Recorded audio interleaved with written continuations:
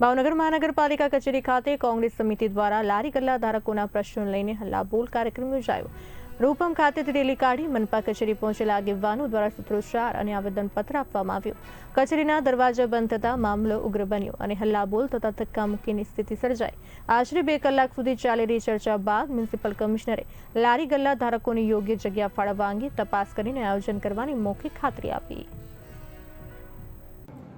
અમારી ટીમ એમની રૂટીન ડ્રાઈવમાં જ્યારે દબાણ હટાવવાની કામગીરી કરી રહી હતી એ બાબતે અત્યારે લારી ગલ્લાવાળા તેમજ પાથરણાવાળા તેમની વિવિધ પ્રકારની રજૂઆતો લઈને અમને મળેલ છે અને તેમની રજૂઆતો તાત્કાલિક ધોરણે કમિશનર સાહેબ સાથે ચર્ચા કરીને સંતોષકારક જવાબ આપવાનો પ્રયત્ન કરીશું। અચ્છા સાહેબ, લારી ધારકોનો આક્ષેપ છે કે અમને સિઝન છે અત્યારે કેરીની ધંધો કરવા દેવામાં નથી આવતો। ધંધો કરવા દેવામાં નથી આવતો તેવી કોઈ પેલી નથી બીએમસીની, પરંતુ જ્યારે નિયમ અનુસાર ડ્રાઈવ થતી હોય ત્યારે સમાન ધોરણે તે ડ્રાઈવ થતી હોય છે, પરંતુ તેમની રજૂઆત ચોક્કસપણે અમે કમિશનર સાહેબ સુધી પહોંચ